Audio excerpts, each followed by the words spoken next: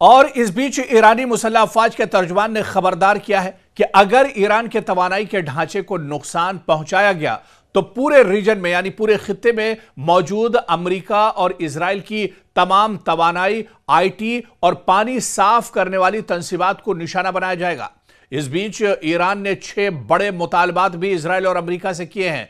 दरअसल ईरान ने जंग खत्म करने के लिए 6 शराइत रखी हैं। दोबारा जंग न होने की जमानत, मशरिक़ वस्ता से तमाम अमरीकी फौजी अड्डों का खात्मा, अमरीका और इजराइल की जानिब से मुकम्मल हर जाने की अदायगी, खित्ते के तमाम महाजों पर जंग का खात्मा, अबनाए हुर्मुज पर नया कानूनी निज़ाम, मुखालिफ मीडिया के अनासिर को ईरान के हवाले करना। और इस बीच एक बहुत बड़ी खबर दरअसल लबनान से आ रही है, जहां इजरायली फौजियों की गुमशुदगी से जुड़ी हुई यह बड़ी खबर है। जुनूबी लबनान में इजरायली फौजियों का एक ग्रुप लापता हो गया है, जिनसे राब्ता मुनक़ते है। इजरायली फौज ने इस वाक़े पर सख्त सेंसरशिप नाफिज कर रखी है। आपको बता दें कि जुनूबी लबनान के कस्बे नाकूरा में हिजबुल्लाह और इजरायली फौज के दरमियान जमीनी लड़ाई शदीद होती जा रही है, क्योंकि हिजबुल्लाह गोरिल्ला लड़ाई में बहुत महारत रखते हैं। ऐसे में इजराइल को काफी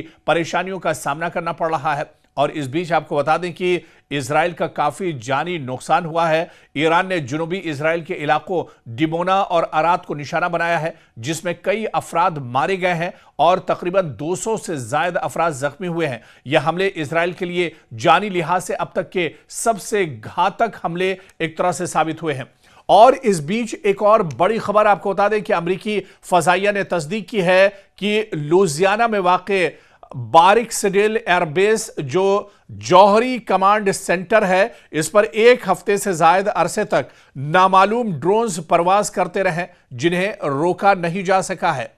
और इस बीच मशरिक़ वस्ता से भी बड़ी खबर आ रही है, जहां पर यूएई और शारजा के करीब एक बहरी जहाज के करीब बड़ा धमाका हुआ है, जबकि कतर का एक हेलीकॉप्टर मामूल की ड्यूटी के दौरान समंदर में गिरकर तबाह हो गया है, जिसके अमले की तलाश लगातार जारी है। वहीं इराक से भी बहुत बड़ी खबर आ रही है। बगदाद में वाक़े अमरीकी विक्टोरिया बेस पर इराकी मिलिशियाओं की जानिब से एक बार फिर से हमले किए गए हैं और इस हमले में काफी ज्यादा अमेरिका को नुकसान उठाना पड़ा है। इस बीच एक बड़ी खबर और आपको बता दें कि इजराइल के अंदर कई हिंदुस्तानी दरअसल फंस कर रह गए हैं। और आपको बताते चलें कि अराद जहां पर यह हमला ईरान ने किया था, वहां पर भी कई हिंदुस्तानी एक तरह से फंसे हुए हैं। इस बीच आपको बताते चलें कि बड़ी खबर दुबई से आ रही है और आपको बताते चलें कि अबू धाबी से यह बड़ी खबर है, जहां पर एक ड्रोन हमला हुआ है और ड्रोन हमले का जो मलबा है वो गिरने की वजह से हिंदुस्तानी निजाद एक शख्स इसमें जख्मी हो गया है, जिसके इत्तलात इस वक्त मौसूल हो रही हैं। तो कुल मिलाकर बड़े पैमाने पर दरअसल अब नुकसान इजराइल और अमेरिका का इस जंग में हो रहा है। खासतौर पे इजराइल के अंदर बड़े पैमाने पर हमले हो रहे हैं।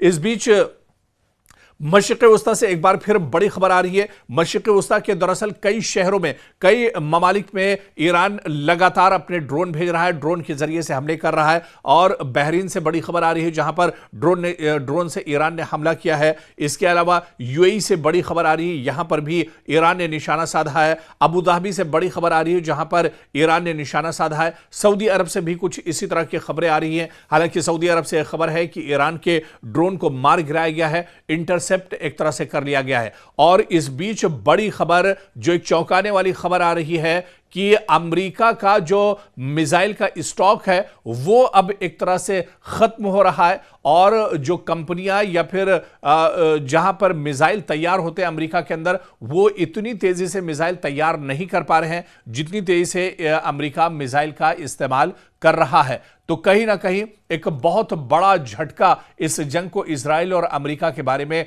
माना जा रहा है। हालांकि इस बीच एक बार फिर से ईरान ने 6 शर्तें अमेरिका के सामने रखी है और यह कहा है कि अमेरिका अगर इन शर्तों को मान लेता है तो इस जंग को एक तरह से रोका जा सकता है। जबकि इस बीच आपको बता दें कि अमेरिका के सदर डोनाल्ड ट्रंप ने 48 घंटे का जो अल्टीमेटम दिया था उसका वक्त भी अब तेजी से गुजर रहा है। लेकिन दूसरी तरफ ईरान के सदर मसूद पज़ेश्कियान ने पलटवार किया है। उन्होंने कहा है कि हम इस तरह की धमकियों से डरने वाले नहीं हैं, बल्कि इस तरह की धमकियों से हमें और कुव्वत और ताकत मिलती है, हम और मजबूती से दुश्मन के सामने एक तरह से डट कर खड़े हो जाते हैं। तो ईरान ने मुंहतोड़ जवाब एक तरह से अमेरिका को और डोनाल्ड ट्रंप को दिया है। इस बीच कुल मिलाकर अगर देखा जाए पूरे मशरिक़ वस्ता में अभी भी हालात बहुत ज्यादा खराब हैं, अफरा तफरी है, और ईद के बाद से, रमजान के बाद से एक तरह से फिर से ईरान ने अपने हमलों में शिद्दत लाई है। और इस बीच जो दो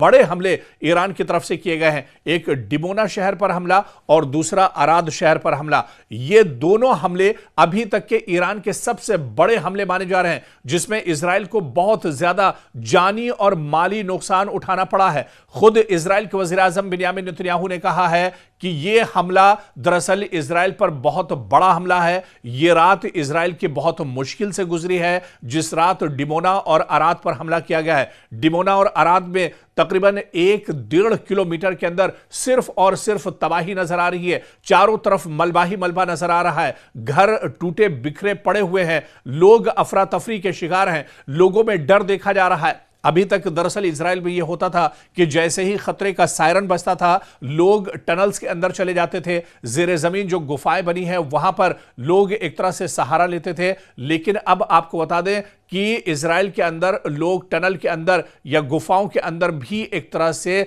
महफूज नहीं है। ईरान अब लंबी दूरी वाले मिसाइल, हाइपरसोनिक मिसाइल और बैलिस्टिक मिसाइल के जरिए से इजराइल पर हमले कर रहा है, और इसी वजह से इजराइल का अब कोई हिस्सा दरअसल महफूज नहीं है। इजराइल के हर हिस्से पर ईरान एक तरह से हमला कर रहा है, ईरान एक तरह से टारगेट कर रहा है। तल अवीव पूरी तरह से तबाह हो चुका है। हाइफा में जो ऑयल रिफाइनरी है उस पर भी हमला ईरान की तरफ से किया गया था, और वहां पर भी काफी ज्यादा नुकसान हुआ है। उसके बाद अब जो नए टारगेट ईरान के हैं वो दरअसल डिमोना और अराद शहर हैं। दरअसल अराद और डिमोना दोनों बहुत इंपॉर्टेंट शहर हैं। यहां पर दरअसल जो एटमी तवानाई के सेंटर हैं, जो मरकज हैं, वो यहां पर मौजूद हैं, जिसकी वजह से यहां पर काफी ज्यादा नुकसान इजराइल को उठाना पड़ा है। दरअसल दुनिया इस बात को लेकर हैरान है कि ईरान इतनी मजबूती के साथ कैसे लड़ रहा है। ईरान के पास दरअसल इतना असलहा और गोला बारूद कहां से है, ईरान के पास आखिर इतनी तैयारी कैसे है। आपको याद होगा कि ईरान के supreme leader Ayatollah Ali Khamenei जब शहीद नहीं हुए थे, वो जिंदा थे, उस वक्त ही उन्होंने दुश्मन को एक तरह से ललकारा था। उन्होंने इजराइल और अमेरिका को चैलेंज किया था। उन्होंने कहा था कि अगर दुश्मन इस बार जंग छेड़ता है, इजराइल या अमेरिका की तरफ से जंग छेड़ी जाती है, तो ईरान पूरी मजबूती के साथ, भरपूर ताकत के साथ दुश्मन का जवाब देगा। तो एक बार फिर से इजराइल और अमेरिका ने एक तरह से गलती की है ईरान को छेड़कर, क्योंकि ईरान ने कहा है कि इस बार जो जंग है वो आर या पार की होगी, और ईरान इस जंग को दरअसल अपने supreme leader Ayatollah Ali Khamenei की शहादत और इसके अलावा अली लारिजानी की शहादत का बदला लेने के लिए यह जंग लड़ी जा रही है। ईरान के जो भी लीडर इस जंग में शहीद हुए हैं उनका बदला लेने के लिए दरअसल ईरान इस जंग को लड़ रहा है। तो ऐसे में हालात दिन ब दिन काफी शदीद होते जा रहे हैं, और जंग इस वक्त देखा जाए तो अपने पूरे शबाब पर है। अमेरिका और इजराइल की तरफ से ईरान पर जिस तरह से हमले हो रहे हैं, उससे कहीं जोरदार तरीके से ईरान लगातार पलटवार कर रहा है। और डियागो गार्सिया में जिस तरह से ईरान ने हमला किया है, ऐसे में पूरी दुनिया अब हैरान है। और एक तरह से जो अमेरिका का बहुत बड़ा एयरबेस गार्सिया में मौजूद है, यहां पर ईरान ने हमला करके दरअसल सबको चौंका दिया है। तो लगातार ईरान की तरफ से अटैक किए जा रहे हैं, लगातार जंग का दायरा भी अब बढ़ता नजर आ रहा है।